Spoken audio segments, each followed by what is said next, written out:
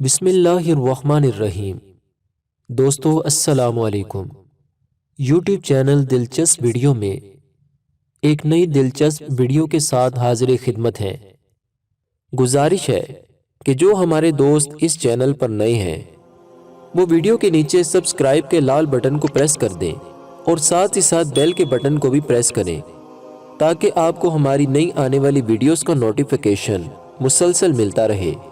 اور باقی دوستوں سے بھی گزارش ہے کہ اس ویڈیو کو لائک اور شیئر ضرور کریں تاکہ یہ اہم معلومات آپ کے دوسرے دوستوں تک بھی ضرور پہنچ جائے۔ دوستو، اسلام ایک مکمل ضابطہ حیات ہے۔ اس میں بندگان خدا کو 5 وقتہ نماز کے ذریعے بندگی کے اصول سکھائے جاتے ہیں اور احکام الہیہ کا پابند کیا جاتا ہے تاکہ ایک مسلمان کو رب تعالیٰ اور اپنی اہمیت کا پتہ چلے اور اس کی قدر معلوم ہو۔ اور ایک بہت ہی خوبصورت جملہ ہے کہ فرشتوں سے بہتر ہے انسان بننا۔ محترم ناظرین، اسلام نے ہمیں سونے اور جاگنے کے آداب بھی سکھائے ہیں، کیونکہ ہمارے پیارے آقا و مولا جناب محمد رسول اللہ صلی اللہ علیہ وآلہ وسلم کی زندگی ہمارے لیے ایک بہترین نمونہ ہے۔ اور آپ سرکار علیہ الصلاۃ والسلام سونے سے پہلے اور جاگنے کے بعد کچھ دعائیں پڑھا کرتے تھے۔ تو محترم دوستو، آج کی اس ویڈیو میں ہم بھی آپ کو صبح اور شام کو پڑھے جانے والے کچھ اوراد و وظائف بیان کریں گے، مگر اس سے پہلے ہم آپ کو صبح اور شام کی صحیح تعریف بیان کریں گے۔ ویسے تو ہمارے نزدیک صبح کی تعریف یہ ہے کہ جب سورج نکلتا ہے تو تب صبح کا وقت شروع ہو جاتا ہے اور مغرب کے بعد شام ہو جاتی ہے، مگر دوستو یہ کانسیپٹ درست نہیں ہے اور نہ ہی صبح و شام کی یہ درست تعریف ہے۔ اور ہو سکتا ہے کہ آپ میں سے چند دوستوں کو صحیح تعریف معلوم بھی ہو، مگر آج کی اس ویڈیو میں اور دلچسپ ویڈیوز کے توسط سے آپ کو صبح و شام کی صحیح تعریف معلوم ہو جائے گی اور شاید آپ حیران بھی ہوں گے۔ تو دوستو، صبح اور شام کی تعریف ذہن نشین فرما لیں۔ آدھی رات ڈھلے سے سورج کی پہلی کرن چمکنے تک صبح ہے۔ اس سارے وقفے میں جو کچھ پڑھا جائے اسے صبح میں پڑھنا کہیں گے۔ اور دوپہر ڈھلے یعنی ابتدائے وقت ظہر سے لے کر غروب آفتاب تک شام ہے۔ اس پورے وقفے میں جو کچھ پڑھا جائے اسے شام میں پڑھنا کہیں گے۔ دوستو، آپ کو صحیح طرح سمجھ آ جائے تو میں اسے مزید آسان کر کے سمجھا دیتا ہوں۔ مثلا فرض کریں کہ جیسے آج کل سردیوں کا موسم ہے اور جب کہ میں آپ ناظرین کے لیے ویڈیو بنا رہا ہوں اور جنوری کا مہینہ ہے، سن 2021 کا سٹارٹ ہو چکا ہے، تو آج کل مغرب کا وقت 5:15 پر تقریباً شروع ہو جاتا ہے اور فجر کا وقت ہمارے پاکستان میں صبح 5:35 پر شروع ہو جاتا ہے۔ تو اس حساب سے کم و بیش آدھی رات کا وقت تقریباً 12:30 بجے سے لے کر 1 بجے کے درمیان شروع ہو جاتا ہے۔ اور آج کل سورج نکلنے کا آخری وقت، جو کہ نماز فجر کا بھی آخری وقت ہوتا ہے، تقریباً 7 بجے تک ہے۔ اب رات 12:30 بجے سے صبح 7 بجے سے پہلے پہلے جو بھی وظیفہ پڑھا جائے گا وہ صبح میں پڑھنا کہلائے گا۔ اسی طرح اب شام کی تعریف بھی بڑے غور سے سمجھیں۔ ظہر کی نماز کا وقت تقریباً آج کل دوپہر 12:08 پر شروع ہو جاتا ہے۔ تو نماز ظہر سے لے کر جیسے ہی سورج غروب ہو جاتا ہے اور نماز مغرب کا وقت شروع ہو جاتا ہے، سے پہلے پہلے کا جو وقت ہے اس وقت میں جو بھی پڑھیں گے وہ شام میں پڑھنا کہلائے گا۔ محترم دوستو، کچھ وظائف کو رات کے ٹائم بھی پڑھنے کا حکم دیا گیا ہے، لہٰذا رات کی تعریف بھی سماعت کر لیں۔ نماز مغرب سے لے کر صبح صادق تک جو کچھ بھی پڑھا جائے گا وہ رات میں پڑھنا کہلائے گا۔ اب صبح صادق کس کو کہتے ہیں؟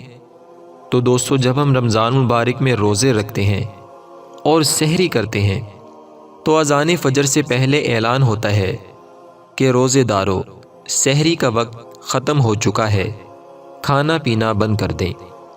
تو دوستو، جب ہم کھانا پینا چھوڑ دیتے ہیں تو وہ وقت صبح صادق کا وقت ہوتا ہے۔ یہ وہ وقت ہے کہ جب رات جا رہی ہوتی ہے اور دن آ رہا ہوتا ہے، اور یہی وہ صبح صادق کا وقت تھا کہ جب ہمارے پیارے محبوب آقا صلی اللہ علیہ وآلہ وسلم کی ولادت باسعادت ہوئی اور آپ اس دنیا میں تشریف لائے کہ اللہ سبحانہ و تعالی نے نہ رات کو محروم رکھا اور نہ دن کو، کہ دونوں میں سے کسی کا بھی گلہ نہ رہے کہ حضور علیہ الصلاۃ والتسلیم کی تشریف آوری مجھ پہ نہیں ہوئی۔ بہرحال اب پریشان ہونے کی ضرورت نہیں ہے کہ آدھی رات ڈھلے سے سورج کی پہلی کرن چمکنے تک تو صبح کا ٹائم ہے، اور نماز مغرب سے لے کر صبح صادق تک کا وقت رات کہلاتا ہے۔ محترم ناظرین، بس یہ یاد رکھیے کہ شریعت کو ہم نے اپنے پیچھے نہیں چلانا، بلکہ شریعت کے پیچھے پیچھے ہم نے چلنا ہے، اور صبح کے وظائف یا دعائیں پڑھنی ہوں یا رات کے وظائف اوپر بتائی ہوئی ترتیب سے پڑھ لینے ہیں، باقی اللہ پاک قبول کرنے والا ہے۔ تو آئیے بلا تاخیر آج کی اس ویڈیو میں صبح اور شام کو پڑھے جانے والے 5 وظائف ہم آپ کے گوش گزار کرتے ہیں۔ محترم دوستو، صحیح ابن حبان کی حدیث پاک کا مفہوم ہے۔ اس حدیث پاک کے راوی صحابی رسول حضرت ابو ہریرہ رضی اللہ عنہ ہیں۔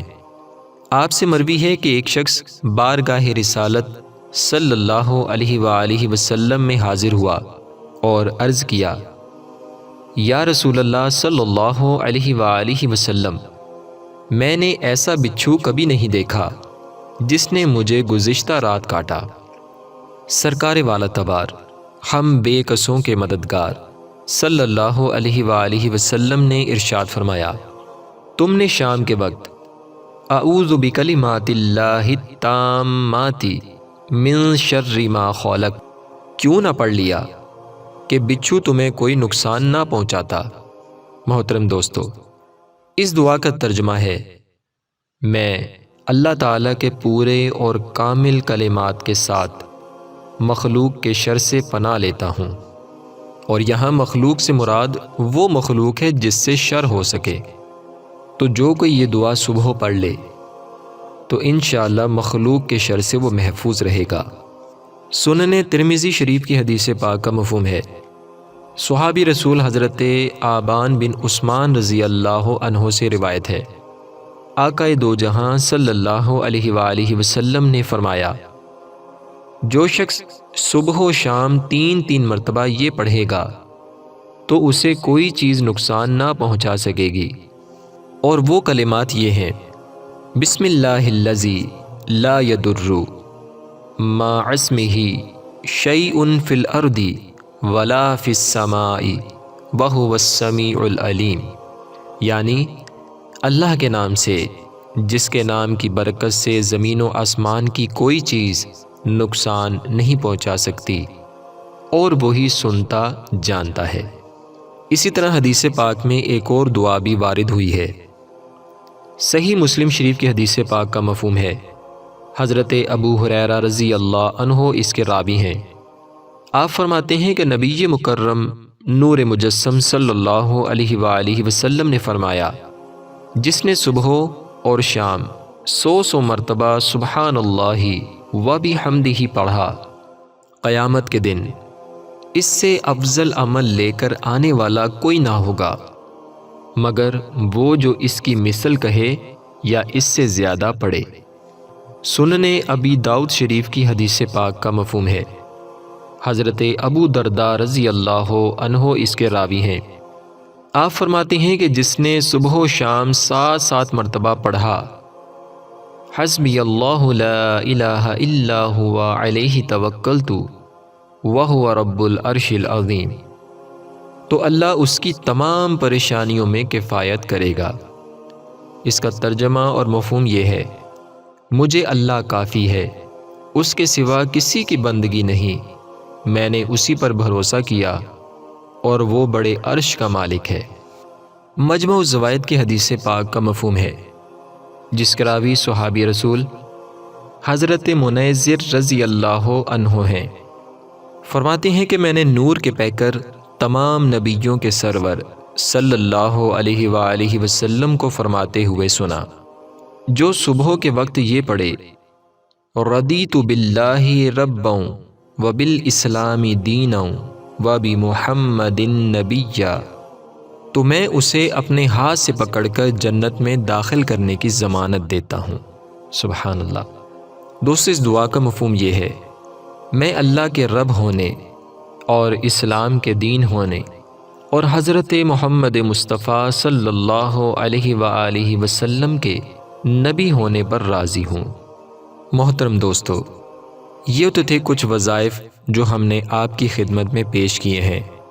ایک اور بات جس کی طرف ہم نے آپ کی توجہ دلوانی تھی، اور وہ یہ کہ آپ نے جب بھی کوئی وظیفہ شروع کرنا ہو تو سب سے پہلے کسی صحیح قاری قرآن یا جس کے تلفظ اور قرآن کی ادائیگی درست ہو سے اچھی طرح سیکھ کر اور سنا کر پھر پڑھنا ہے، اور اگر آپ نے سیکھے بغیر اسے غلط پڑھنے کی کوشش کی تو نہ صرف غلط پڑھنے کا گناہ ملے گا بلکہ الٹا نقصان بھی ہوگا۔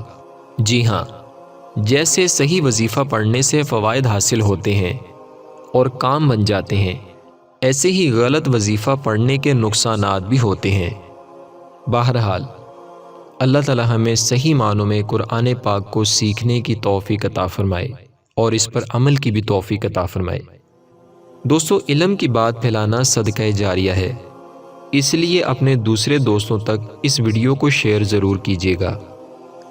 ویسے تو عام دنوں میں قرآن پاک کی تلاوت کرنے سے ہر حرف کے بدلے میں 10 نیکیاں ملتی ہیں، مگر ہم گناہ گاروں پر اللہ کریم کا اتنا بڑا کرم ہے کہ جمعہ کے دن ہر نیکی کا ثواب 70 گنا کر دیا جاتا ہے۔ مطلب کہ اگر ہم 1 مرتبہ سبحان اللہ کہتے ہیں تو ہمیں 70 مرتبہ سبحان اللہ کہنے کا ثواب عطا کیا جاتا ہے، اور اگر ہم 1 مرتبہ کوئی سی بھی سورت پڑھیں تو ہمیں 70 مرتبہ وہ سورت پڑھنے کا ثواب عطا کیا جاتا ہے۔ یہاں تک کہ اگر 1 مرتبہ درود پاک پڑھا تو اس کا ثواب بھی 70 گنا کر دیا جاتا ہے، اور جس شخص میں اخلاص جتنا زیادہ ہوگا اسے ثواب بھی اتنا ہی زیادہ ملے گا۔